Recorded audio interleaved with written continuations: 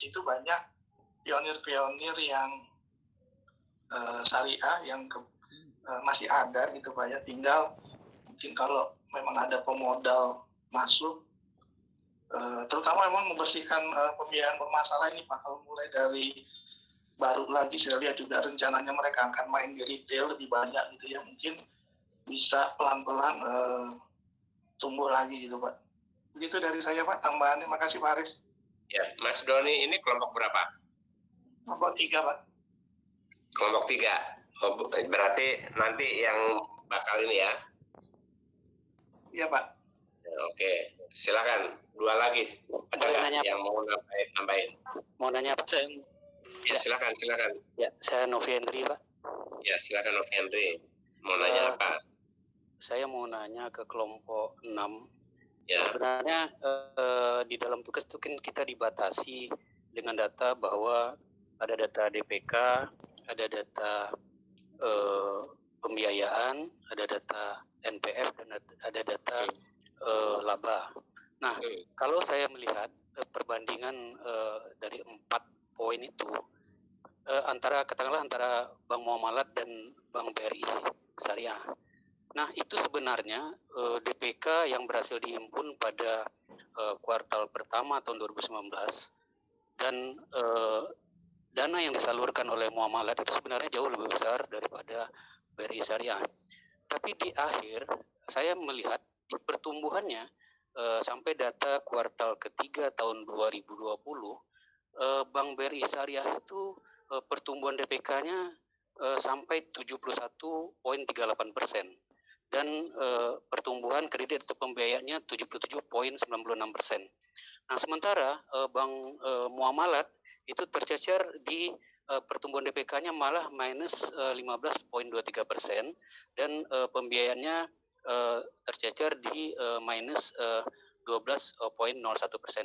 Padahal kita sama-sama menghadapi, karena rentang waktunya adalah kuartal pertama 2019 sampai kuartal ketiga 2020 itu adalah COVID, pandemi. Nah, pasti kedua bank ini menghadapi masalah yang sama.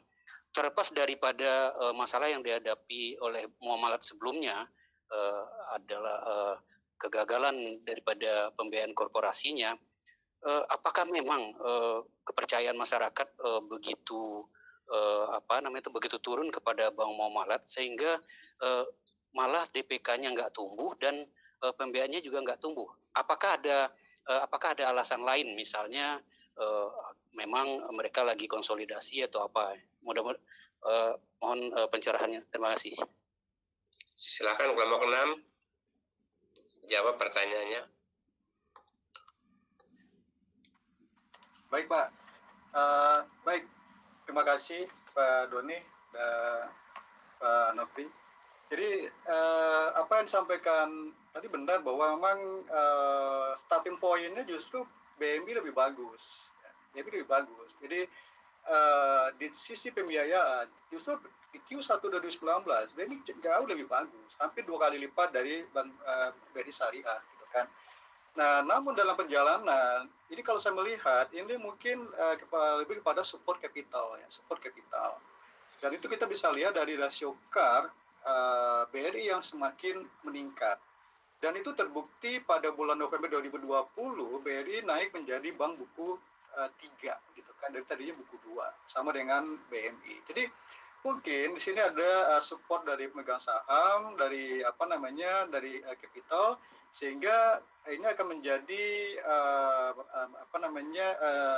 sumber daya untuk melakukan ekspansi pembiayaan. Dan juga adanya mungkin kepercayaan yang lebih kepada BRI sehingga juga bisa mengkolek dana pihak ketiga. Jadi gabungan dari dana pihak ketiga dan capital tersebut tentu akan membuat akan berikan kesempatan yang lebih baik bagi BRI untuk melakukan pembiayaan. Sebaliknya kalau kita lihat di Bank Muamalat relatif konstan, ya kan? Dengan kondisi demikian tentu akan sulit untuk melakukan ekspansi. Karena kalau melakukan ekspansi tentu karena akan tergerus, gitu kan? Nah kemudian ya dengan adanya kondisi di Bank Muamalat, gitu kan, adanya butuh investor dan segala macam, tentu akan, dan itu kan terbuka di publik ya, terbuka di media massa, sehingga khawatir, mungkin nasabah khawatir untuk menempatkan dananya di bank muamalat, sehingga tidak heran kalau seandainya dana DPK-nya turun. DPK turun, tentu juga kemampuan untuk melakukan pembiayaan juga berkurang. Dan sebetulnya kalau kita lihat dari data di statistik OJK, ini tidak hanya terjadi di bank muamalat ya. Kalau kita lihat juga di bank swasta lain, dibandingkan dengan bank BUMN, relatif dana pihak ketiga dalam masa COVID ini di tahun 2020, itu kebanyakan dana pihak ketiga dari bank swasta itu pindah ke bank BUMN. Nggak hanya di BMI, ya kita lihat di data OJK, itu sebagian besar dari dana DPK pihak ketiga, DPK di bank swasta itu pindah ke BUMN. Mungkin masyarakat merasa lebih secure kalau ada dananya disimpan di BUMN. Dan itu kita bisa lihat dari data OJK. Jadi sebetulnya mungkin kalau kami amati, memang di sini isunya adalah di capital dan kemudian di kepercayaan. Nah, mungkin dengan adanya investor yang masuk ke BMI, ini bisa mengembalikan kepercayaan nasabah. Dengan demikian mudah-mudahan DPK-nya bisa meningkat. Dengan DPK meningkat, nah ada dana yang bisa digunakan untuk meningkatkan pembiayaan. Nah, kemudian juga tadi Pak Doni sampaikan mengenai kemampuan, ya memang itu sangat terlihat di dalam rasio CKPN. CKPN terhadap aktiva produktif bank muamalat itu 1,4% ya, dibandingkan dengan PSM dan BRI yang di atas 2%. Jadi memang kemudian juga gap antara NPF net gross dengan netnya relatif kecil bandingkan dengan BPSM yang besar. Nah, kenapa? Karena banyaknya atau besarnya CKPN yang dibentuk untuk mengabsorb potensi kerugian. Nah, itu ujung-ujungnya adalah modal gitu kan. Karena CKPN akan menggerus modal.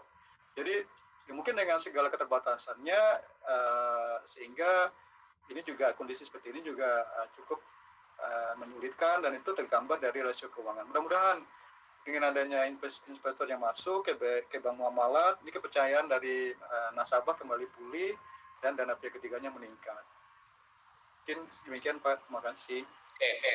Satu lagi ya, kalau ada yang masih mau, satu lagi silakan. Saya mau menanggapi aja Pak. Ya baik, silakan. Ya, terkait tadi Pak Bu Elvi menyampaikan bahwa Muhammadiyah akan menarik dananya dari Bank Syariah. Kalau saya sih melihatnya itu setuju. Lebih baik dananya itu dialihkan ke BMT milik Muhammadiyah atau koperasi-koperasi syariah lainnya. Karena sesuai dengan surat Al-Hasyr ayat 7, kaila yakunu dullatan agniya minkum, bahwa harta itu jangan berputar di antara orang-orang kaya saja. Jadi kan seseorang yang bisa punya akses ke bank itu hanya orang-orang yang punya agunan, punya jaminan yang bisa akses pembiayaan ke bank. Sedangkan kalau UMKM, sektornya BMT atau koperasi syariah, itu ya kalangan menengah ke bawah, petani-petani, pedagang-pedagang kecil yang bisa akses pembiayaan ke BMT. Sedangkan kalau pedagang-pedagang kecil nggak bakalan bisa tuh akses ke perbankan. Nah, makanya kalau memang tadi mau dialihkan, saya setuju sih. Mungkin itu Pak tanggapannya. Oke, karena tanggapan jadi barangkali nggak perlu dijawab ya.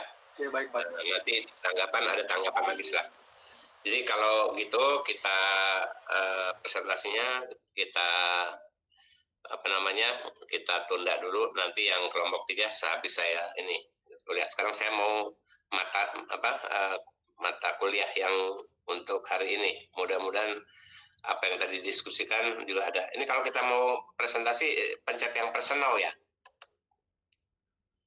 Iya Pak, betul Pak. Gimana caranya sih, saya nggak belum ngerti nih kalau mau ini mau atau mungkin minta tolong ini aja. Dibantu Mbak Popon Pak. Dibantu Mbak Popon aja ya. Tolong deh mata kuliah yang untuk hari ini yang kedua.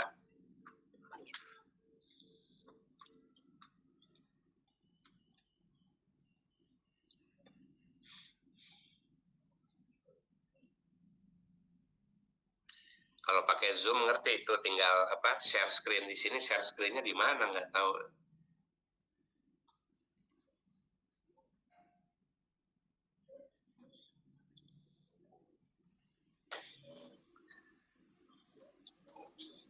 Udah dibesarkan ya. Baik, kita hari ini mungkin ke atas dulu ininya, yang paling atas saja di covernya. Ini ya, kayaknya yang halaman satunya ada.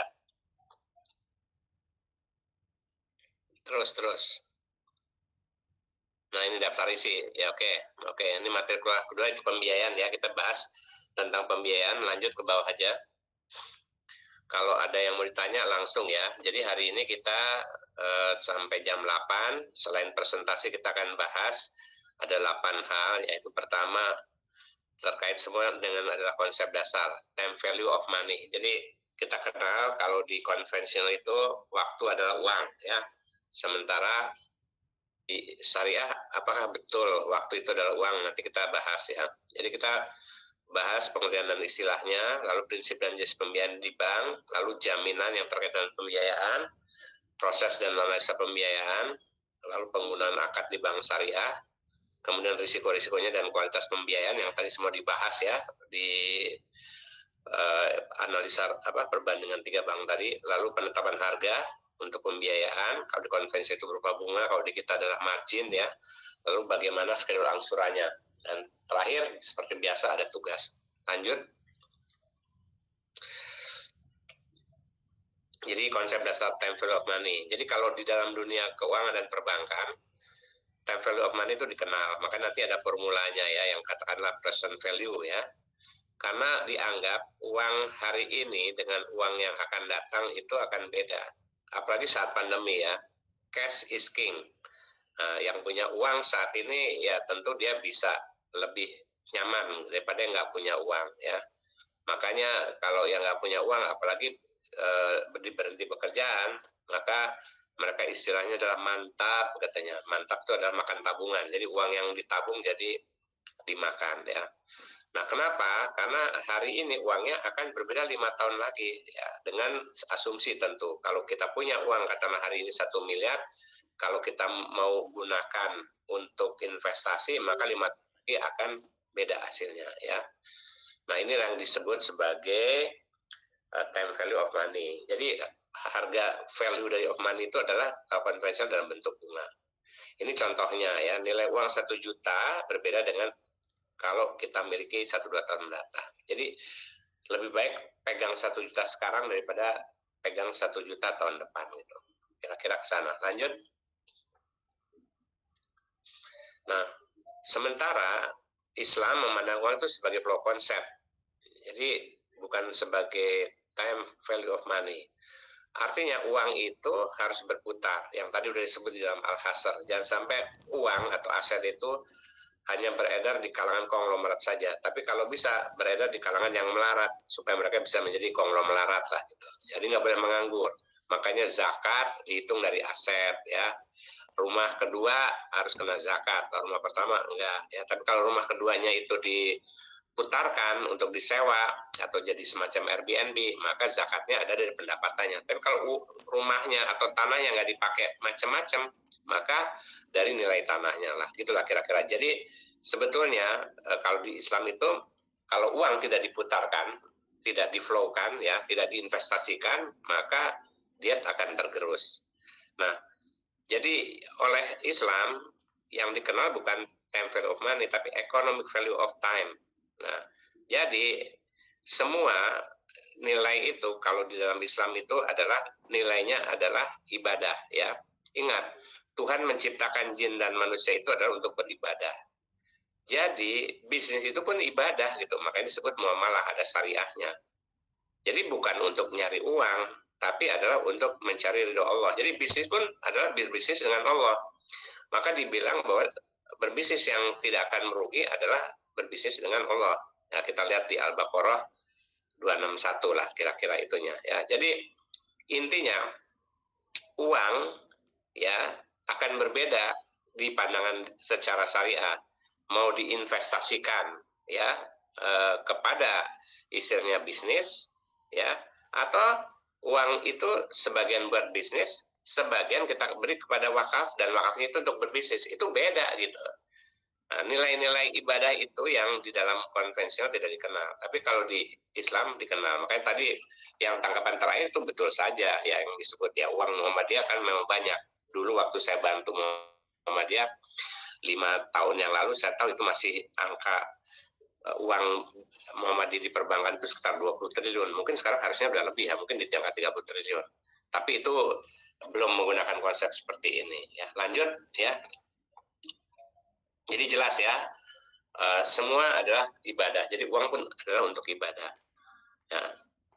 Jadi return daripada modal atau uang tidak sama dengan return money ya. Jadi beda. Kita dagangin uang atau uang itu menjadi equity yang kita bisa berikan kepada sektor real, dan sektor real itu membuat menjadi ada zakatnya, ada infaknya, ada sedekahnya, itu akan berbeda. Nah, kalau di konvensional hal ini tidak dilihat. Bahkan kalau berzakat itu malah ngurangin uangnya, jadi atau berwakaf itu ngurangin uang, yang ngurangin keuntungan ya. Nah, basisnya memang udah beda, jadi nggak bisa disamakan. Jadi sangat disayangkan sekali kalau ada lembaga keuangan, khususnya lembaga keuangan syariah ya, yang masih berpikir bahwa sebagai lembaga keuangan atau lembaga bisnis dia harus profit motif orientasinya. Karena kalau di Islam bukan profit motif tapi benefit motif ya. Jadi apakah memberi maslahat apa tidak? Karena sebaik-baik manusia adalah yang memberi maslahat, bukan sebaik-baik manusia adalah yang memberi profit. Enggak seperti itu bunyinya ya. Nah, karena itu di dalam value of money, karena ada harganya yang hari ini berbeda dengan akan datang, maka selalu diukurnya dengan tingkat bunga atau interest rate ya. Yang kalau di kita kalau menstakan adalah sebagai nisbah bagi hasilnya. Jadi ada yang sama tapi ada juga yang berbeda ya.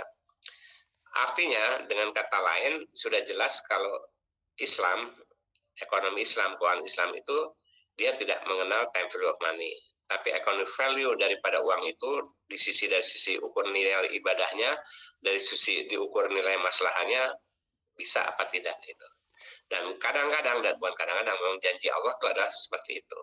Makanya kalau kita dilihat ya di dalam dunia, siapa yang paling kaya di dunia saat ini umumnya orang taunya cuma ya mohon maaf adalah Warren Buffett dan Bill Gates ya. Dia kalau nggak nomor 1, nomor 2. Kadang-kadang gantian nomor 2 dan nomor 1. Nah, tapi cirinya sama. Yang namanya Warren Buffett 95% ya dari sahamnya itu diberikan kepada yayasan duafa. Sementara kalau Bill Gates sekitar 60%. Itu aja nggak berkurang Warren Buffett. Nah, kalau di Mesir ada contohnya Muhammad Salah, dia malah 100% ya perusahaannya, sahamnya dipakai untuk kemiskinan. Bukannya makin miskin, makin kaya aja. Jadi hampir mirip seperti yang dilakukan oleh Abdurrahman bin Auf, cuma ini adalah versi modernnya. Ya, itu bisa di browsing di Kiai Haji Gogal nanti. Ya, silahkan di slide berikut ya. Itu tadi kita bisa time value of money. Nah, sekarang kita tadi bisa melihat 3 bank ya sudah dianalisa, dikupas tuntas sangat bagus oleh kelompok 6 ya. Saya nggak nyangka juga kelompok 6 bagus sekali ini ya menganalisanya ya. Jadi saya nggak perlu harus memberi penjelasan karena sebagian yang dijelaskan itu sudah benar ya. Jadi sebagaimana kita tahu bahwa bank atau lembaga keuangan itu adalah lembaga intermediasi. Di kuliah pertama kita sudah jelaskan. Dari siapa? Dari penabung yang menghimpun dana pihak ketiga disimpan di bank. Untuk siapa? Kepada yang membutuhkan dana tersebut, yaitu peminjam atau kita sebut borrower ya. Jadi si penabung itu mendeposit dalam bentuk 3 hal, giro, tabungan, dan juga deposito. Maka tadi yang kurang dianalisa oleh grupnya Mbak Elvi Sukaisih nih ya adalah profil daripada depositnya itu seperti apa. Ya, kalau dilihat mau lebih jelas nanti akan kelihatan BRI seperti apa, BMI seperti apa, dan juga BSM seperti apa. Karena apa? Karena kalau kalau current account yang dipegang, maka dia ngasih istilahnya bagi hasilnya relatif. Kalau current account atau giro kan biasanya 0% ya. Tapi kalau dia makin banyak kepada deposit, maka dia akan cost of fund-nya lebih tinggi gitu. Nah, disitulah kelihatan. Biasanya BRI jagoan untuk ngumpulin dana. Makanya tadi tumbuh sampai 71%. Nah, karena itu juga nanti harus dilihat.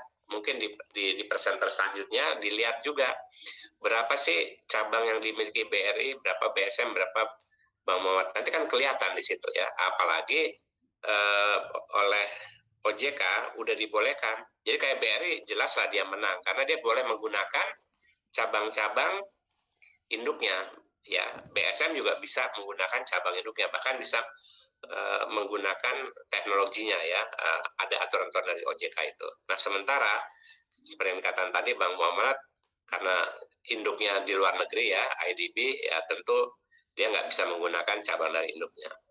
Tapi sebetulnya nanti bisa ada trik-trik yang lain yang perlu kita bahas. Tapi poin di slide ini adalah bank ya adalah tempat orang menyimpan dana dalam bentuk tadi giro, tabungan, dan deposit, lalu diberikan kepada peminjam dalam bentuk beberapa pihak. Nanti produknya bisa dilihat.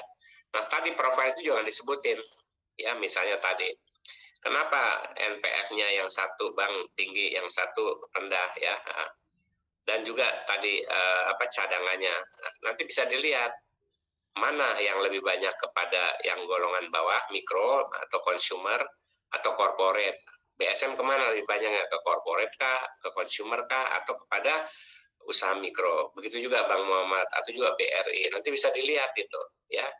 Nah, kalau dilihat dari sisi itu terus dikaitkan dengan yang namanya pandemi ini, kalau dia banyak ke corporate yang sifatnya tadi kepada ke hotel misalnya ya, kepada properti atau pembangunan yang sekarang pada berhenti ya, maka NPL-nya harusnya atau NPF-nya itu harusnya meningkat. Tapi kalau dia nggak meningkat, mungkin dia justru ngasihnya kepada yang sekarang bisnisnya lagi naik ya, umumnya misalnya di kuliner atau di perdagangan. Nah, itu bisa dilihat dari sisi profil pembiayaannya. Nah, tadi belum dijelaskan. Nah, sehingga dari sisi pengguna dana, ya tentu dia akan membayar angsuran. Kalau dari sisi penyimpan dana, ya dia dapat margin atau kalau konvensional bunga ya. Sebenarnya seperti itu. Nah, ini sebagai contoh saja ya. Total dana pihak ketiganya 293 triliun, pembiayaan 232. Umumnya memang dari sisi aturan, makanya FDR ya, financing to deposit ratio, maka rasio yang baik itu umumnya di bawah 100 atau katakanlah 95 atau 90 sampai 105, jangan lebih. Tapi kalau sekarang rata-rata OJK mintanya harus di bawah 100 ya. Inilah satu contoh di bawah 100%. Jangan sampai ada pembiayaan yang lebih dari 100, walaupun tentu dikaitkan dengan equity-nya atau modalnya yang tentu dilihat dari sisi karnya. Jadi betul sekali yang namanya bank itu sebenarnya adalah heavy equity. Dia rakus terhadap duit. Begitu dia ekspansi, modal harus ditambah. Jadi sebetulnya kalau kita punya uang, punya bank itu agak sulit kalau nggak mengelolanya dengan betul. Kita bisa dapat keuntungan yang besar, kecuali kita main di retail itu. Makanya di sini jagoan yang dapat laba besar kan rata-rata BRI ya, karena dia mainnya di retail ya. Walaupun kalau kita lihat nggak fair juga ya, karena NPF di sektor mikro itu kecil, tapi dia harus bayar bunganya atau marginnya lebih besar ya. Efektifnya bisa sampai 3% per bulan lah gitu kira-kira. Termasuk di syariah pun seperti itu. Lanjut. Nah, jadi pengertian pembiayaan adalah penyediaan dana atau tagihan ya yang disamakan, yang berupa transaksi bisa berupa bagi hasil, sewa menyewa atau leasing atau ijaroh ya, transaksi jual beli atau murabahah, atau pinjam meminjam atau kalau di syariah itu kart ya. Jadi inilah kesepakatan untuk dia memberi, dan katakanlah kalau dia bagi hasil tentu ada bagi hasilnya, tapi kalau dia jual beli ada marginnya.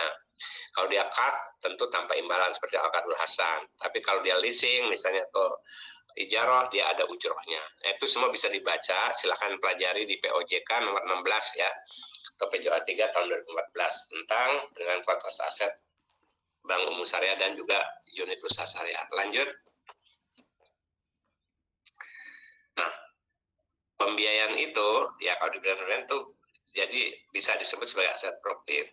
Aset produktif adalah penanaman dana bank ya dari hasil pengukuran dana dari pihak ketiga yang ditanamkan dalam bentuk rupiah maupun valuta asing untuk dapat penghasilan. Dalam bentuk apa? Pembiayaan bisa, surat berharga syariah bisa seperti sukuk ya, atau obligasi syariah, lalu bisa placement di Bank Indonesia atau SWBI, atau tagihan surat berharga syariah yang dibeli dengan janji dijual kembali seperti repo ya, reverse repurchase agreement, tagihan akseptasi, tagihan derivatif karena kita juga dibolehkan yang asas penyertaan maupun penyertaan sementara seperti mudarabah atau mudarabah muqayyadah, penempatan pada bank lain, transaksi rekening administrasi seperti LC dan yang lain-lain. Itu semua bisa dibaca di POJK nomor 16 ya, bisa dilihat ya. Lanjut di slide berikut. Nah, apa sih gunanya bank? Ya gunanya dalam menggunakan pihak ketiga untuk pembiayaan. Kenapa pembiayaan diperlukan? Karena ada orang yang profesional, dia juga entrepreneur, dia bisa membuat ekonomi ini bergerak, tapi dia nggak punya modal. Nah, karena itu dimodalin atau dipinjemin dari bank. Nah, dengan bergeraknya ekonomi sektor real tumbuh, maka perekonomian negara akan tumbuh. Ya, bank akan tumbuh juga dan untung dari mana? Karena kalau perekonomian negara tumbuh, daya beli tumbuh, ya jual beli transaksi bertambah, maka bank tentu akan mendapatkan hasilnya. Jadi bank itu hanya bisa jadi besar kalau nasabahnya yang diberi pembiayaan juga membesar. Dan penabung dan juga pendeposit dia akan untung besar kalau dananya ya dikelola oleh bank tersebut dengan benar, diberikan kepada orang yang benar dan menghasilkan keuntungan yang sesuai dengan good governance dan benar. Nah, itulah kira-kira. Jadi sebetulnya snowball effect ini kayak bola salju asal dia benar ya. Nah, saya dulu kerja di salah satu bank swasta tahun 85 ya. Itu nembus angka 100 miliar aja kita bersorak. Waktu itu bayangin 100 miliar. Nah, sekarang angka 100 miliar dicapai oleh fintech anak saya itu hanya dalam waktu 3 tahun, dalam tahun kedua itu udah dilewatin. Padahal dulu susah setengah mati. Kenapa? Karena waktu tahun 85 ekonomi kita kan masih belum seperti sekarang ini. Sekarang untuk melewati angka 1 triliun oleh bank itu relatif lebih mudah gitu. Hanya dalam 2-3 tahun juga bisa lewat ya. Nah, mengapa? Karena ekonominya sudah tumbuh ya, sektornya sudah tumbuh ya. Nah, intinya pembiayaan itu adalah untuk memperkuat ekonomi satu negara. Negara yang sehat adalah kalau bank-banknya atau lembaga keuangannya juga sehat. Bank-bank dan lembaga keuangan itu sehat kalau katakanlah nasabah-nasabahnya berusaha sehat. Nah, berusaha sehat itu ada iklimnya ya, iklimnya harus sehat. Terus orang-orang yang bertransaksinya juga sehat, maksudnya ya sehat pikirannya ya. Nah, karena kalau yang mengelolanya nggak sehat, nggak governance, maka yang ada adalah kerugian. Ya, kita bisa lihatlah bank-bank yang bermasalah itu, ya contohnya misalnya di sini Bank Muamalat, di sini ada Mas Doni dari Bank Muamalat, kan tahu ya kira-kira kenapa penyebabnya ya kreditnya itu macet, di sektor apa, kenapa sampai ke sana ya. Itu selalu karena bank itu bermasalah selalu 95% hanyalah karena masalah pembiayaan. Kalau ada kasir, ada teller yang dia maaf ya korupsi, ya tetap nggak akan bisa membuat bank itu jadi bermasalah. Tapi kalau di marketing, di kredit ya, maksudnya bukan di marketing ya, di kredit, maka itu akan jadi bermasalah. Karena jantung perbankan itu memang di pembiayaan. Itulah kira-kira ya. Lanjut. Terminologi dalam pembiayaan, saya kira ini dibaca juga mengerti ya. Untuk modal kerja ya, misalnya sebenarnya kalau kita usaha tuh ada dua sisi ya. Satu investasi ya, misalnya kita untuk bikin pabrik, lalu untuk beli tanah untuk pabrik tersebut ya supaya itu jalan investasi. Tapi pada saat kita untuk beli bahan baku, maka kita perlu modal kerja ya. Nah, karena itu kalau investasi biasanya adalah jangka menengah dan jangka panjang, kalau modal kerja itu ada jangka pendek. Dan tentu pembiayaan itu ada limitnya, ya. Limitnya apa? Sesuai dengan modal kita, sesuai dengan kapasitas kita, itu yang nanti kita bahas. Lalu dalam pembiayaan itu selalu ada bucketable. Dan pembiayaan itu bisa cash, bisa non cash, bisa berulang, repeat ya, bisa tidak berulang. Nah, itu jenis-jenisnya. Lanjut berikut. Nah, prinsip pemberian pembiayaan sebetulnya yang dalam Basel itu adalah 5C ya, tapi di dalam pelaksanaannya bisa ditambah ya, tambahan. Jadi 7C. Yang 5C itu biasanya adalah pertama yang kita lihat selalu adalah karakter ya. Nah, karakter itu adalah paling perlu karena ada orang kalau pembiayaan dalam bisnis itu bisa profit, bisa juga loss ya. Yang seperti sekarang sehebat-hebatnya kita, begitu dihajar oleh COVID, ya nggak bisa. Kita ngelola hotel dengan bagus, tapi karena COVID semua 3T jadi berhenti. 2T yang pertama adalah travel dan transport. Maka pengusaha di bidang travel dan transport itu dia akan mantap makan tabungan ya, ambiar. Tapi yang T yang satu adalah telekomunikasi ya. Dengan adanya COVID ya, telekomunikasi jadi meningkat ya, dan bidang kesehatan juga meningkat. Minimal banyak, kalau lab di rumah sakit sekarang kan banyak pesanan untuk ya tiap bulan selalu aja orang tuh, apalagi yang suka bepergian, mau nggak mau dia harus tes lagi. Yang sekarang bukan rapid test lagi ya, ada tes antigen ya, dan juga PCR. Nah, itu kan setiap kali rame terus tuh sekarang. Makanya ada sampai buka yang tes yang antrinya pakai mobil lah gitu kira-kira. Nah, di dalam pembiayaan seseorang itu walaupun dia katakanlah dia kena masalah seperti COVID ini sehingga dia mau nggak mau tidak memiliki kemampuan untuk membayar, tapi kalau dia karakternya baik ya, dia akan berusaha tetap membayar.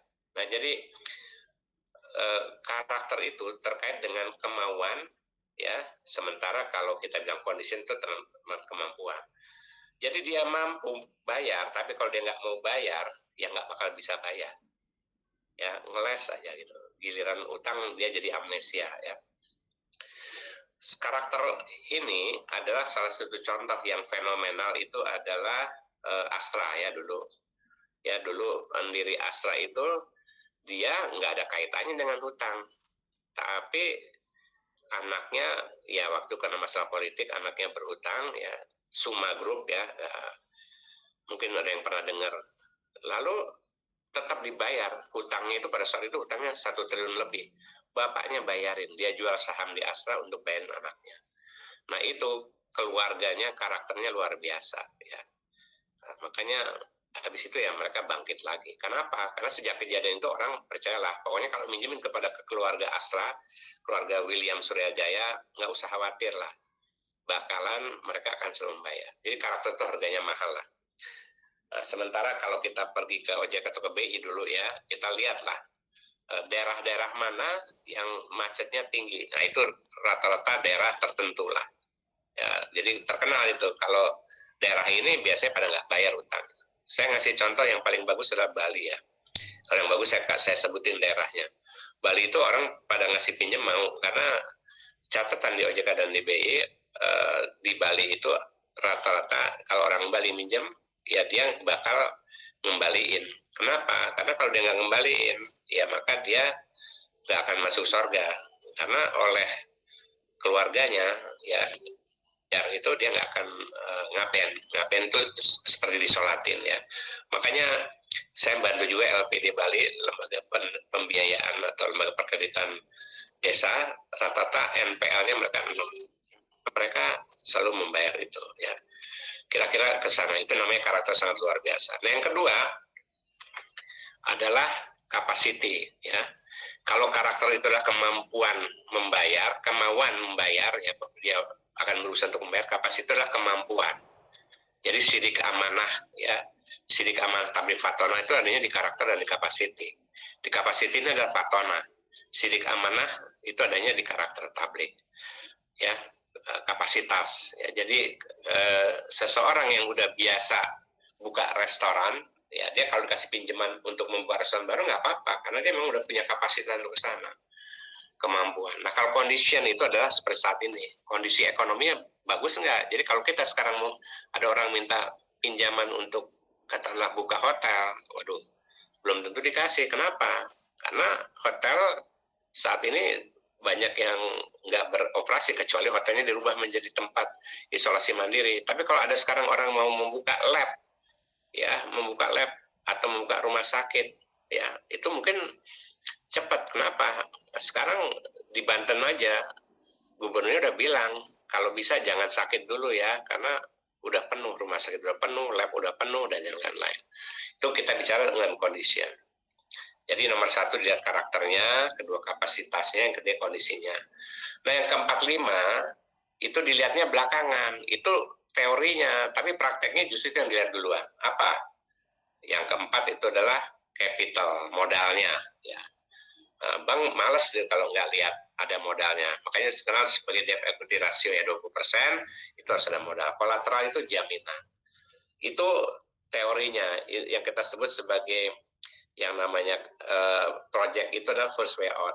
Ya, tapi kenyataannya selalu yang dilihat adalah second way out. Kolateralnya seperti apa, covenantnya seperti apa, punya enggak. Jadi kita udah berubah dari bank jadi seperti pegadaian. Nah, itu prakteknya seperti itu. Walaupun teorinya, jadi kalau saya bilang teorinya seperti ini, prakteknya nanti jangan dibilang, Pak Aris, kok prakteknya seperti itu? Ya begitulah gitu, karena orang mau cari aman.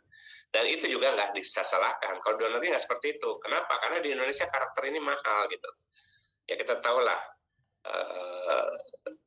karakter ini udah sesuatu yang parah di kita. Makanya kita perlu revolusi mental atau revolusi akhlak itu karena masalah di karakter tadi. Nah, kemudian yang kedua hal itu tadi adalah currency. Kita minjamnya dalam bentuk apa? Kalau dalam bentuk rupiah relatif aman. Tapi kalau dalam bentuk US dollar turun naik ya perlu hedging, ya. Terus juga country, ya. Country itu sebenarnya kita bilang sebagai daerah yang saya katakan tadi, ya. Ini kita ngasih pinjamnya di daerah mana? Karena ada daerah yang kalau kita minjemin ya giliran nagih malah yang ditagihnya itu bisa satu rombongan satu kampung datang gitu, ya. Dulu waktu saya di salah satu bank swasta berapa kali itu saya harus nanganin yang namanya pimpinan cabangnya itu bisa didatangin rame-rame gitu. Jadi galakan orang yang ngutangnya daripada yang ngasihnya. Oke, di slide berikut.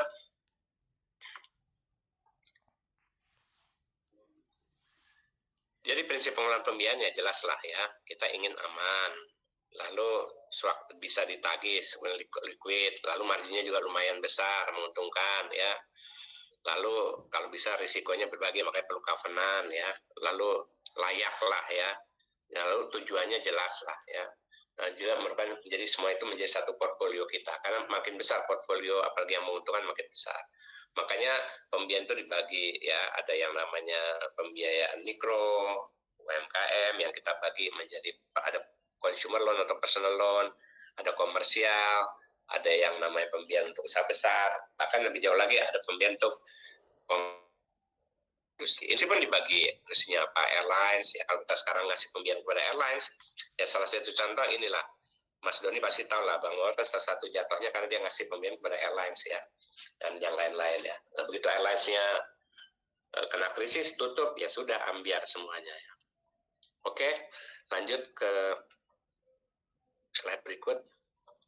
Nah, jenis pembiayaan seperti yang saya katakan tadi ya dibagi penggunaan, tujuan, jangka waktu. Jangka waktu pasti pendek, panjang. Tujuan produktif, konsumtif ya. Penggunaan cash loan atau non cash loan. Ini jelas lah. Lanjut. Ini segmentasi pembiayaan ya. Tadi kan sudah sebut ya, ada personal loan, ada retail, ada komersial, ada corporate ya. Dari jenis debiturnya yang jelas personal ya individu, retail bisa individu dan bisa entity, bisa koperasi, bisa CV, dan kalau komersial itu pasti entity, corporate juga entity. Nah, pembiayaan ke personal loan itu biasanya consumer loan ya, itu massal. Retail juga begitu. Kalau komersial mulai sedikit, tapi sedikit kompleks lah. Nah, kalau corporate tergantung industrinya. Nah, jenis pembiayaan juga kalau personal loan itu biasanya pakai collateral atau non collateral base ya. Kalau makin ke atas itu makin, ya itulah lucunya ya. Bayangkan makin besar pembiayaan, malah kolateralnya hampir nggak ada ya, karena kolateral itu adalah istilahnya cash flow base ya, jadi dari project base-nya. Sementara kalau makin ke bawah itu dasarnya collateral base ya. Tapi kalau yang bawah sekali ya enggak lah, karena apa? Kadang apa sih collateralnya dia nggak punya, nah karena nggak punya dia nggak dikasih pinjam lah. Proses pembiayaan makin bawah simple ya, makin ke atas makin kompleks ya. Makanya akhirnya orang enak yang ambil yang mulai komersial corporate ya, karena walaupun kompleks tapi kan dianggap marginnya bisa besar jangka lama. Proses monitoring juga kita bisa lihat lah ya, kalau personal loan retail lebih mudah, kalau komersial sulit, kalau corporate makin sulit, apalagi kalau corporate-nya makin besar ya. Kadang-kadang kalau semakin besar corporate-nya, dia yang ngatur bank, bukan bank yang mengatur dia. Lanjut.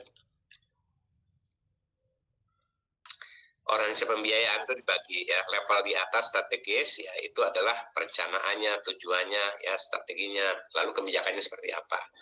Yang 3 sampai 7 tadi itu adalah operasional. Jadi fungsi pemasaran ya dan penjualannya seperti apa. Pengambil keputusan itu adalah unit bisnis dan risiko ya.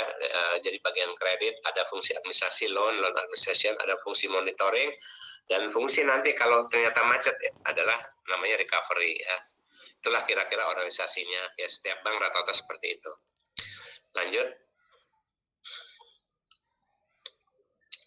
Nah ini sebenarnya tadi sudah ya, diskusi hubungan kondisi ekonomi dan kredit perbankan. Banyak yang beranggapan bahwa permasalahan kredit menilainya masalah pada lembaga perbankan. Namun di balik ternyata bank dalam kondisi ekonomi dalam melakukan kredit pembiayaannya. Jadi gini aja lah, yang namanya krisis tahun 1998 itu adalah bermula dari krisis lembaga keuangan ya. Ya kita tahulah banyak bank BUMN waktu itu, makanya di merger kan salah satu itu ya, bank termasuk bank-bank asing yang membangkrutkan kita pada saat 1998 itu adalah karena ekonominya hitting, terlalu banyak dikasih pembiayaan khususnya kepada pengusaha besar ya dan konglomerasi. Nah begitu macet mereka di release and discharge hanya bayar 15% sampai 20%. Nah, jadi begitu dia recovery lagi ya senang dia, orang dia udah bayar lunas. Nah, sementara yang bayar 85% atau 80% siapa? Ya kita semua. Melalui apa itu tadi? Ya melalui pajak. Untuk apa? Untuk BLBI yang jumlahnya waktu di awal utang dalam negeri itu sampai 800 triliun. Yang akhirnya berlipat sekarang lebih dari 800 triliun. Kemudian ada pertanyaan, apa yang membedakan Bank Sosial dan Bank Syariah dalam analisis kondisi ekonomi? Itu nanti kita bisa diskusikan ya. Nah, ingetin aja kita diskusikan apa sih yang bedain gitu ya. Sebenarnya yang udah terjawab tadi pada saat tanggapan, yang membedakan itu tadi di surat Al-Hasr tadi, jangan sampai harta itu hanya beredar di kalangan konglomerat saja ya, itu satu. Dan di surat Al-Maun ya, kamu itu pendusta agama kalau kamu tidak peduli fakir miskin gitu, dan anak yatim. Jadi sebetulnya karena konsep Islam itu adalah ibadah, beribadah itu termasuk muamalah, termasuk perbankan, maka konsepnya itu selalu adalah bagaimana apapun yang kita lakukan di dalam bisnis, di dalam pembiayaan bank atau lembaga keuangan, maka bisa menghilangkan yang namanya fakir miskin, bisa membuat anak yatim itu tidak terlantar, bisa membuat orang-orang yang difabilitas yang tidak bisa mencari nafkah, dia tetap bisa hidup dengan nyaman.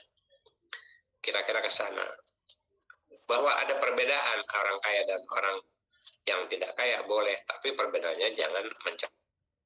Nggak bisa ekonomi Islam menerima apalagi itu gara-gara perbankan, maka ada 1% menguasai 74% tanah yang ada di Indonesia. Sementara ada jutaan bahkan puluhan juta orang yang tidak memiliki tanah. Ya, kira-kira ke sana larinya. Lanjut. Nah, ini sih silakan baca ya. Menyalakan dua mesin pertumbuhan ya. Ini bagus nih. Ya, kira-kira sebetulnya kalau ekonomi syariah itu adalah 3 in 1. Ingat ya, 3 in 1. Lembaga keuangan itu fungsinya moneter. Menghimpun dana pihak ketiga untuk memberikan dana pihak ketiga itu untuk pembiayaan permodalan. Kemana? Ke sektor real yang produktif.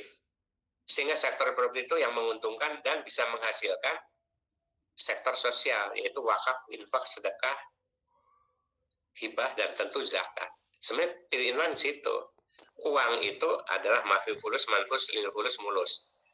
Uang itu fulus memuluskan ya ekonomi yang sifatnya produktif dan memberikan hasil yang efisien dan efektif, yang membuat uang itu tidak berputar hanya di kantong orang berat saja. Sehingga bukan hanya orang kaya saja, tapi orang yang di bawah pun bisa berwakaf, infak, sedekah, hibah, dan zakat sesuai dengan kemampuannya. Kira-kira ke sana. Nah, kalau itu dijalankan, maka di dalam dunia ekonomi Islam tidak mungkin ada orang yang miskin. Ya, lanjut. Nah, ini kita bicara jaminan. Kacamata syariah dan kacamata konvensional beda, ya.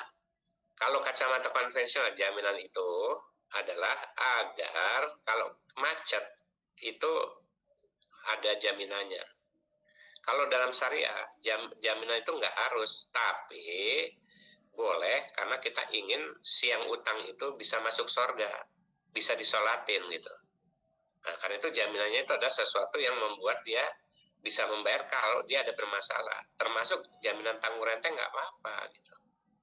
Nah, kalau untuk orang miskin ya tanggung renteng. Kenapa? Karena kalau di Islam itu orang yang matinya syahid pun nggak bisa belum bisa masuk surga kalau utang-utangnya belum dilunasin gitu. Bahkan ada hadis yang Nabi Muhammad SAW tidak mau menyolatkan sampai yang jenazahnya itu ada saudaranya atau sahabatnya yang menjamin bahwa dia akan membayar, baru disolatin. Jadi jaminan di dalam konvensional dalam syariah itu beda. Jaminan di dalam Islam bukan untuk menjamin pembiayaannya, tapi untuk menjamin orang yang berhutang itu supaya bisa dia masuk surga.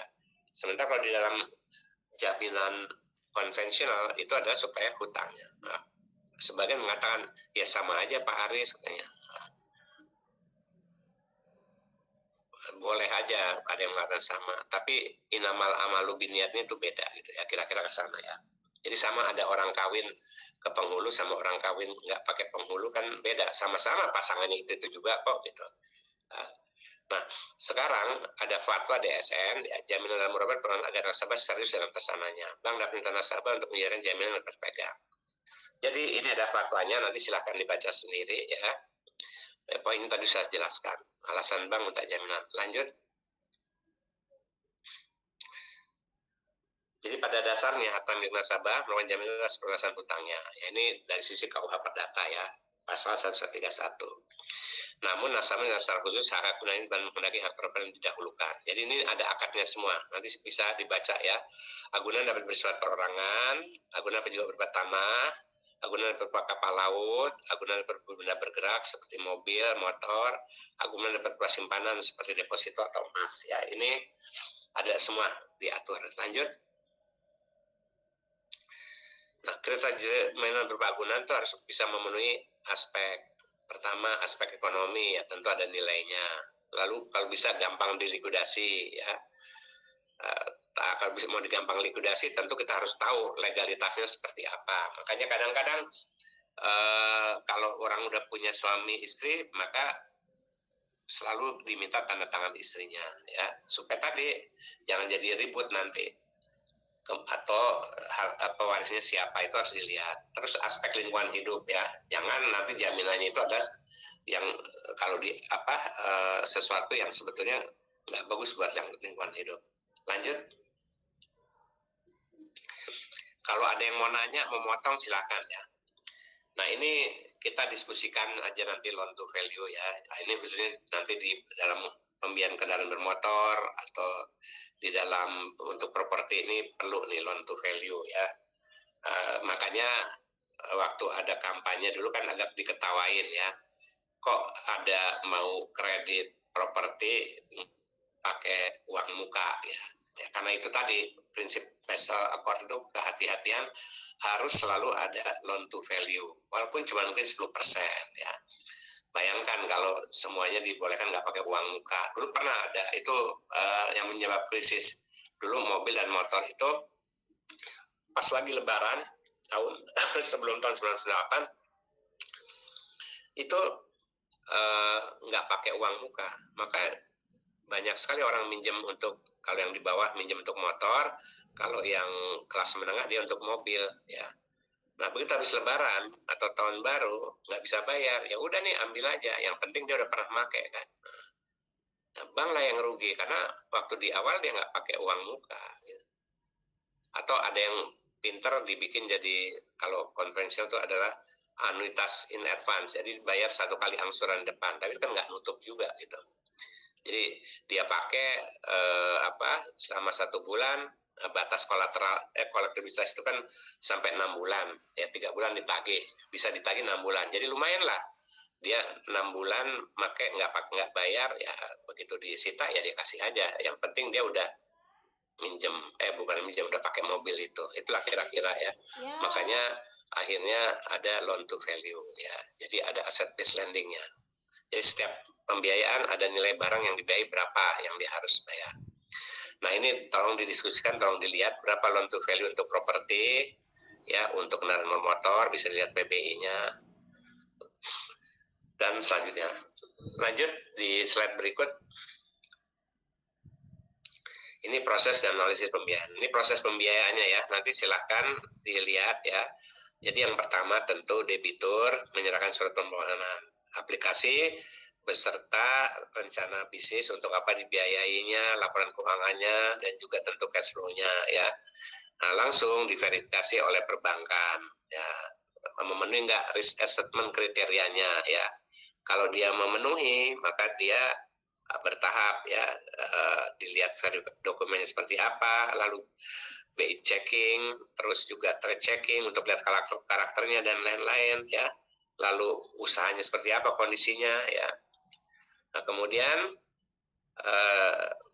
baru semuanya dilihat. Jadi di laporan keuangan, laporan pajaknya ya, agunannya di-appraise dulu ya.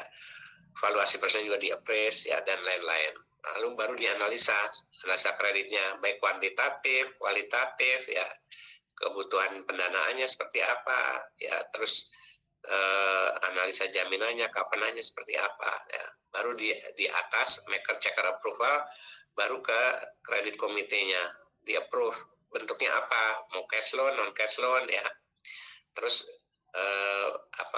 dan yang lain-lainnya nanti dilihat. Baru kemudian pinjamannya di booking ya, ada keluar akad, barulah keluar dicairkan. Nah, kira-kira seperti itu. Nah, begitu udah cair, baru di bawahnya ada monitoringnya seperti apa Pak. Nanti kalau macet baru ada tim restrukturisasi dan lain-lain. Lanjut. Nah, ini tadi RAC, risk assessment dan kriteria itu ya. Jadi setiap jenis pembiayaan ada RAC-nya ya. Nah, karena itu perlu ditentukan. Nah, itu nanti penting dipelajari dan nanti tentu ada tugasnya ya. Jadi risk itu dibagi A, B, C, D ya. Yang D itu yang langsung lulus ya. Jadi acceptable.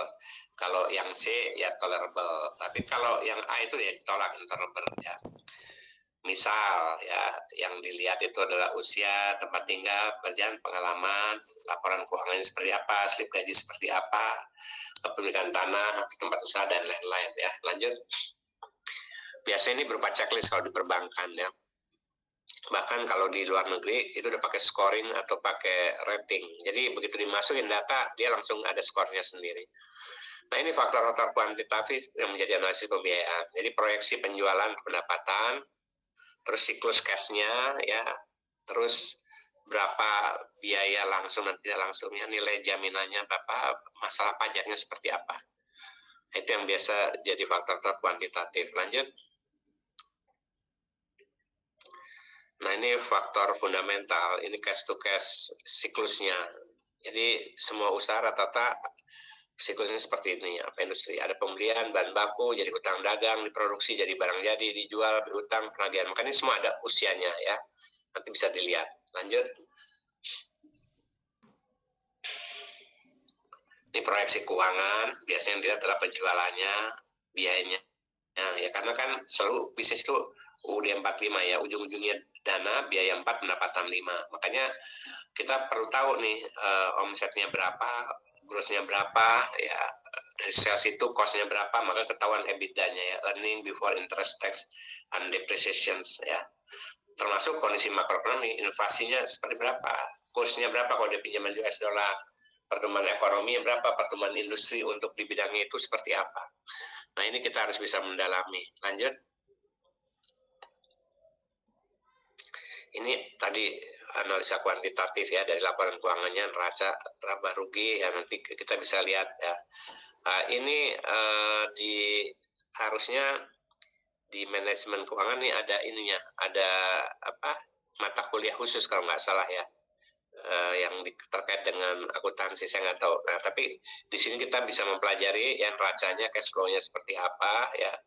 Nah, sehingga proyeksi untuk berapa yang perlu kita kasih pendanaan itu kita bisa lihat dari laporan keuangannya ini ya, dikaitkan tentu dengan kondisi makroekonomi ya.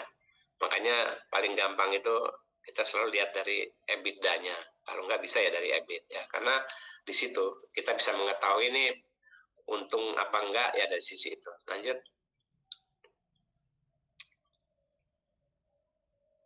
Ini artikel ya, silahkan dibaca nanti ya. Oke, lanjut ya. Jadi dalam pandemi ini memang risikonya masih tinggi. Ini akad-akad ya. Jadi dibagi biasanya cuma 3 ya, paling gampang gitu. Nanti ada mixnya, jual beli atau murabahah, sewa seperti ijarah ya. Lalu dalam bagi hasil seperti mudarabah dan musyarakah ya. Nanti tinggal dilihat jenisnya, apakah alamiah atau tidak alamiah ya. Bagaimana kondisinya, masing-masing nanti ada jenis-jenis akad ya. Lanjut. Nah, berapa keuntungan yang kira-kira paling pas ya, karena sifat keuntungan pasti maka disebut required rate of profit. Nah, jadi kalau di konvensional udah jadi jelasin lah, udahlah tingkat bunganya katakanlah 2% sebulan, atau 3% sebulan, atau mungkin kalau untuk corporate cukup 0,8. Nah, kalau di syariah nggak bisa seperti itu gitu. Nanti kita lihat bedanya ya. Kenapa? Karena penentuan dasar dan antara lain tingkat keuntungan per dan juga berapa transaksi dalam satu periode ya. Makanya kita bisa harus hitung dari laporan keuangan dia. Lanjut, dan juga dari sales kontraknya dia, invoice-nya. Jadi nanti kita bisa lihat dari nisbah ya, atau katakanlah perbandingan tertentu yang hasil transaksi pada produk berbasis natural ancillary contract. Yani akad bisnis yang memberikan kepastian pendapatan dalam jumlah, lalu target pendapatannya, dan dilihat kemungkinan terjadi relasi lebih besar atau lebih kecil proyeksinya. Jadi kita semua masih dasarnya proyeksi ya. Apalagi kalau baru mau meminjam, kalau dia udah pernah di situ pinjaman ulang sih mungkin masih lebih enak ya melihatnya, karena laporan keuangannya jelas ya. Karena itu yang namanya pendanaan atau pembiayaan itu memerlukan minimal 2 tahun laporan keuangan dari debitur. Syukur-syukur bisa sampai 5 tahun. Lanjut. Nah, jadi penentuan keuntungan tadi itu bisa dari profit and loss sharing ya, kalau laporan keuangannya bagus, apalagi kalau di audit. Tapi kalau enggak, kita bisa pakai revenue sharing bagi hasil usaha pada pendapatan stabil dalam menjalankan bisnis ya. Jadi ya udah lihat omsetnya aja, atau dari net revenue sharing bagi hasil usaha pada pendapatan dalam bersih stabil dalam menjalankan bisnis ya. Kira-kira mana yang paling mudah? Nah, kalau kita mau profit and loss sharing di UMKM itu sangat sulit karena pembukuan aja dia nggak. Nah, kalau kita mau profit and loss sharing itu biasanya di perusahaan-perusahaan besar bisa itu. Tapi kalau di UMKM ya mungkin kita pakai revenue sharing atau net revenue sharing aja. Lanjut. Ini jenis-jenis akad pembiayaan tadi udah jelas ya. Jual beli akadnya bisa murabahah, salam. Istisna. Sementara kalau bagi hasil mudarabah musyarakah, kalau sewa bisa ijarah atau AMBT ya. Nah, ini produknya bisa dilihat sebelah kanannya. Kalau akad, nah, kalau akadnya murabahah bisa untuk consumer loan, bisa KPR, bisa KPM, multiguna, bisa juga komersil ya, untuk investasi. Kalau salam untuk agro, marine, ISISNA untuk industri properti konstruksi dan pabrik dan lain. Kalau bagi hasil bisa untuk modal kerja usaha, project atau non project bisnis. Kalau Jaroh bisa untuk multi jasa, untuk umroh, pendidikan ya, atau sewa barang ya. Kalau MBT untuk punya barang, di akhirnya untuk pemilikan. Jadi pindah. Kalau itu tadi semacam leasing ya. Lanjut. Nah ini mapping daripada akad dan tujuan pembiayaannya. Dilihat aja warnanya. Kalau murabahah ya biasanya untuk consumer, modal kerja, investasi bisa. Kalau mudarabah ya itu modal kerja, investasi, project, dan non-funded facility. Masyarakat juga sama ya. Ijaroh itu bisa di consumer seperti murabahat dia ya, modal kerja, investasi. Kalau card ya karena intinya nol, dia di consumer dan di modal kerja. Dia untuk dana talangan. Kalau hawalah itu modal kerja perwakilan. Sementara kalau wakalah dan kafalah itu non-funded facility untuk DLC ya, di Bitbond dan lain-lain. Lanjut.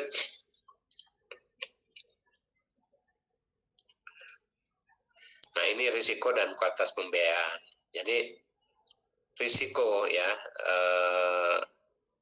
pembiayaan itu dibagi, ada financial risk, ada business risk, ada industri risk management. Tapi kalau risiko itu sebenarnya kalau kita mau jadi direksi bank atau komisaris itu ada level 1, level 2, level 3, level 4, Basel Accord nanti beda lagi ininya, risknya. Tapi ini kira-kira kalau di pembiayaan kita bagi di credit risk saja itu adalah financial risk ya. Jadi fundamental dan karakteristik industrinya seperti apa, keuangannya, industri keuangannya seperti apa. Kalau risiko usaha bisnis itu posisi pasarnya, dia pangsa pasarnya berapa, efisien operasional seperti apa ya. Dan dalam bisnis risk itu juga kita bisa lihat yang kemudian adalah masuk di situ ada nilai teknologi.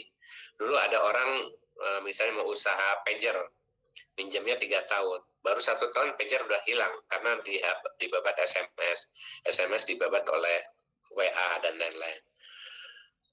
Kemudian juga ada risiko industri, itu bisa dilihat dari rekam jejak dan kredibilitasnya, manajemennya ya, posisi keuangan ini, proyeksi keuangan masa depan dan lain-lain seperti apa. Kalau di dalam perbankan, manajemen berselisih aja direksinya, maka tingkat kesehatannya udah langsung turun. Di dalam bisnis juga begitu. Misalnya nih ada satu ya memang dia bagus, tapi terus kemudian orang tuanya di situ meninggal, terus direksinya sama komisarisnya rebutan warisan misalnya. Wah itu udah walaupun manajemennya dulu dianggap bagus, kalau dalam lembaga keuangan itu udah harus menjadi alat sistem untuk call-nya diturunkan. Nah, inilah kira-kira komponen risikonya. Lanjut, kita sambil nunggu azan ya, begitu azan kita berhenti. Hubungan risiko pembiayaan dan risiko lainnya ya. Sebentar ini berapa slide lagi sih Mbak Popon? Coba. Ada berapa? Masih berapa? Totalnya baru 44 dari 70 Pak. Oh dari 70 ya, oke. Ya kalau gitu kita nanti istirahatnya jam berapa sampai jam berapa? Dari azan aja ya, 20 menit nanti. Yep. Nah, kita tutup jam 6. Oke, kalau itu lanjut dulu deh, karena masih banyak ya. Oke, saya persingkat aja. Nah ini risiko pembiayaan dan risiko lainnya bisa dilihat ya, bisa dipelajari ya. Jadi semua saling kait-mengkait ya. Ada risiko negara, ya misalnya itu tadi, kalau begitu ada huru hara aja ya, atau seperti negara ini kena pandemi ya sudah langsung ambiar. Kalau credit risk ya tentu dari sisi bisnisnya. Tapi kalau yang namanya country risk ya semuanya bisa kiri. Ini yang belah kanan. Tapi kalau nilai tukar, kalau giliran di negara kita ada devaluasi ya pinjamannya dalam bentuk US dollar kena juga. Walaupun dalam rupiah juga tetap kena karena nilai tukar mata uang itu juga bisa berpengaruh kepada nilai tingkat bunga ya. tinggal bunga kan menjadi acuan patokannya di syariah juga bisa dilihat tuh. Operating risk tentu ya, teknologi risk sudah jelas ya. Liquidity risk kalau kita tadi mau ngasih pembiayaan juga tadi Bang Muhammad ya, bisa aja orang banyak karena dia masalah kecukupan modal ya, terus juga masalah likuiditas ya, tentu akan beda. Market risk udah jelas akan mempengaruhi. Jadi ini semua saling kait mengkait, bisa dilihat ya, termasuk lingkungan hidup ya, termasuk istilahnya waste ya, buangan itu bisa masalah. Bikin rumah sakit tahu-tahu pembuangannya bikin masalah sekitarnya dituntut, akhirnya yang tadinya rumah sakitnya untung bisa jadi juga jadi buntung. Atau begitu juga pabrik atau force majeure, ada tsunami dulu waktu itu ya, maka nggak bisa dagang lagi karena hancur barangnya. Nah ini kira-kira semua hubungan risiko pelayanan di sekolahnya. Lanjut. Nah, penilaian tas kualitas pembiayaan itu lihat dari prospek usahanya, dari performance-nya bisa dilihat semua dari laporan keuangan dan kemampuan membayarnya. Nah, jadi kemampuan membayarnya itu kan dilihat dari bulanan di angsurannya ya. Lanjut. Bisa dilihat di POJK nomor 16. Terus kualitas pembiayaan tadi call 1, call 2, call 3, call 4, call 5 bisa dibaca POJK. Jadi dia dikategori macet setelah berapa lama nggak bayar, misalnya katakan dalam waktu 6 bulan. Kalau dia telatnya baru 1 bulan, dia masuk call mana, itu ada semua ya di POJK, silahkan nanti dilihat. Lanjut.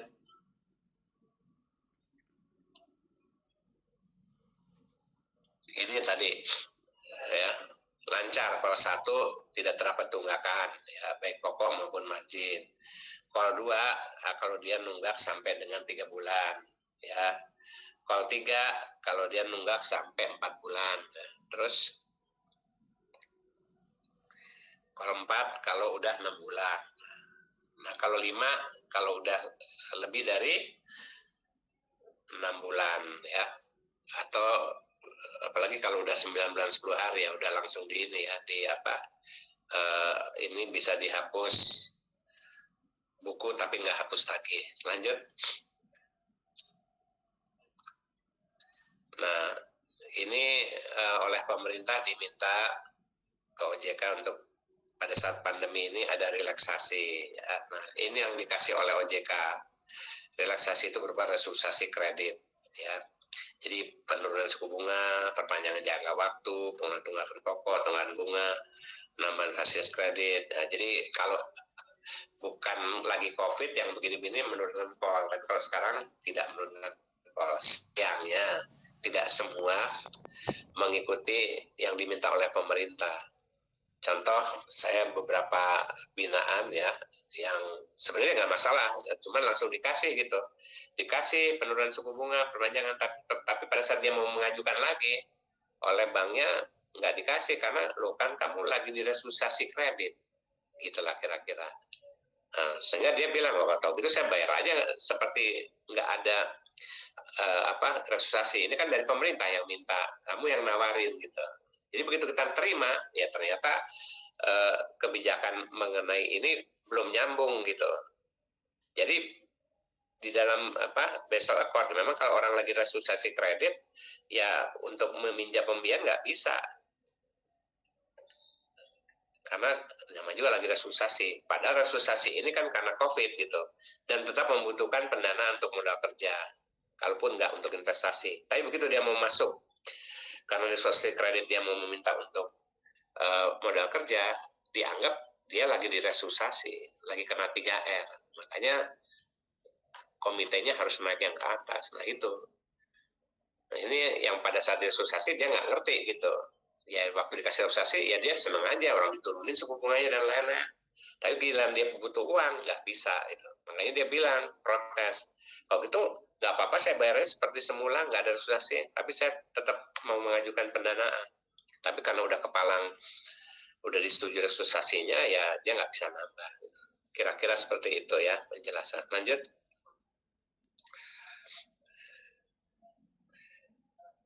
Ini menyangkut mengenai kalau kualitas ASN menurun dan tindakan bank itu seperti apa ya. ya menurun dari kondisinya lancar jadi non perform, perlu recovery, perlu penyelesaian ya. Kalau kondisi lancar dimonitor, kalau non performnya jelek ya ditagih, recovery ya 3R tadi ya, resusitasi ya. Dan kalau masih ini ya gunanya yang diselesaikan ya untuk dijual, dilelang dan lain-lain. Lanjut. Nah, 3R ini tadi rescheduling ya, jadi jadwalnya bisa ditambah ya, angsurannya jangka waktunya diperpanjang ya. Reconditioning kewajibannya bisa ditunda dulu ya, bayar aja dulu marginnya ya. Marginnya pun diturunkan bisa. Resusitasi ya, kalau nggak ditambah dia bisa mati ya udahlah, walaupun dia lagi bermasalah dia harus hidup ya tambah. Atau nambah modal dari pemilik ataupun dicarikan ada investor supaya bisa jalan. Itulah kira-kira 3R, kombinasinya bisa. Jadi bisa 3R itu bisa reschedule, reconditioning dan resusitasi sekaligus bersamaan. Lanjut. Nah, ini tadi ya CKPN yang tadi sebut-sebut ya sama kelompok 6. Udah azan di tempat saya, jadi kita masuk mulai lagi jam 18.30 kali ya. Berapa menit sih? Bisa, Pak. Baik, Pak. Baik, Pak. Oke ya.